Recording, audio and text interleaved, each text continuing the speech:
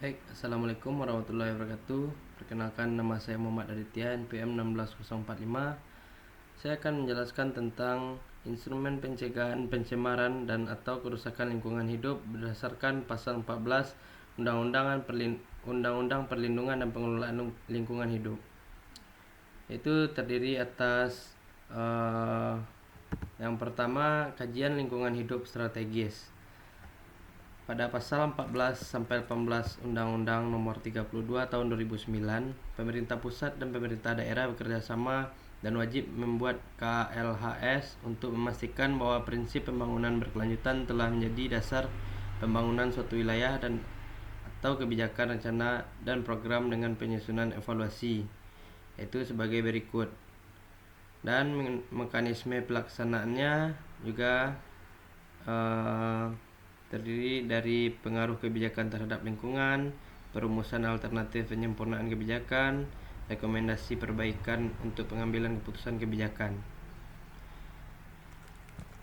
Kajian KLHS. Apabila hasil KLHS sudah melebihi daya dukung dan daya tampung, maka kebijakan tersebut wajib diperbaiki sesuai rekomendasi KLHS.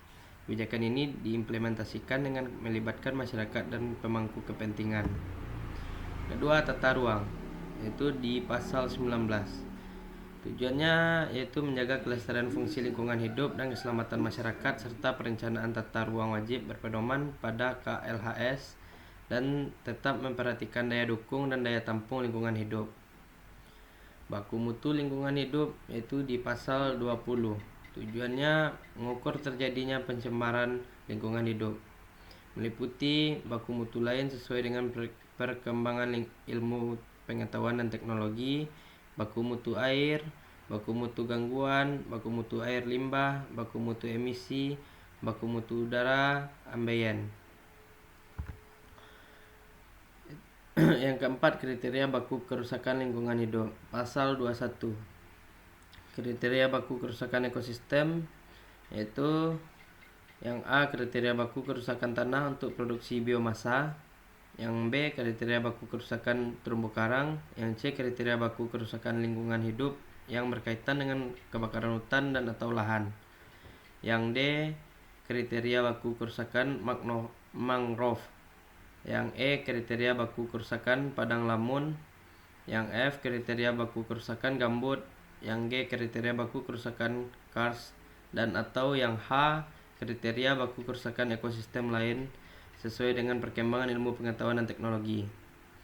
Kriteria dari baku kerusakan iklim yaitu yang A, kenaikan temperatur. Yang B, kenaikan muka air laut. Yang C, badai. Dan yang D, kekeringan. Yang kelima, AMDAL. Pasal 22 sampai 23. Untuk pasal 22 tidak ada perubahan terkait kriteria usaha dan kegiatan yang berdampak penting yang wajib dilengkapi AMDAL. Untuk pasal 24 terdapat penyesuaian norma pada tim perumus dan tim sinkronisasi dan penambahan frasa usaha kegiatan. Selanjutnya, dihilangkannya komisi penilaian AMDAL digantikan oleh lembaga uji kelayakan pemerintah pusat. Uji kelayakan yang sebelumnya ada dalam komisi penilai AMDAL mengurangi ruang untuk menjalankan partisipasi yang hakiki, yaitu bahasa asingnya meaningful participation. Perlu diingat bahwa Undang-Undang Nomor 32 Tahun 2009 menempatkan masyarakat sebagai pihak yang setara secara hukum untuk dapat berpartisipasi dalam pengambilan keputusan yang mempengaruhi hajat hidupnya. Hal ini berdasarkan dari Undang-Undang Cipta Kerja. Yang keenam, UKL UPL dalam pasal 34 sampai 35 merupakan kegiatan yang tidak termasuk dalam kriteria wajib AMDAL sehingga wajib memiliki UKL UPL, yang mana jenis usaha ditetapkan oleh kepala daerah. Jika jenis usaha yang tidak masuk kriteria, wajib membuat surat pernyataan kesanggupan pengelolaan dan pemantauan lingkungan hidup yang biasanya berjenis UMKM. Yang ke-7, instrumen ekonomi lingkungan hidup pasal 42 dan 43.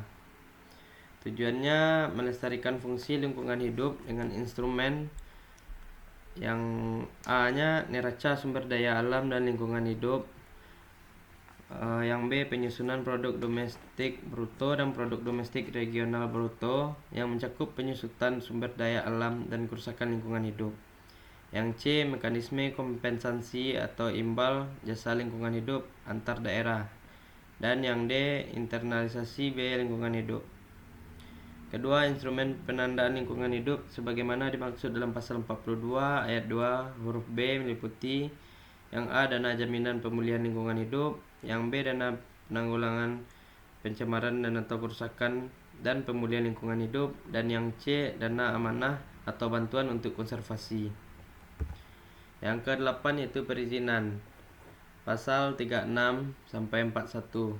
Ketentuan pasal 38 dihapus. Penghapusan pasal ini berpotensi menghilangkan akses masyarakat terhadap keadilan, termasuk akses terhadap proses peradilan yang dijamin dalam prinsip 10 Deklarasi Rio 1992 tentang lingkungan hidup dan manusia. Pasal 39. Norma dalam pasal perubahan tidak mengatur kewajiban pemerintah memastikan masyarakat bisa mengakses informasi atau tidak, melainkan hanya mengatur cara informasi itu diumumkan. Peraturan perundang-undangan berbasis lingkungan hidup. Yang ke-9, pasal 44.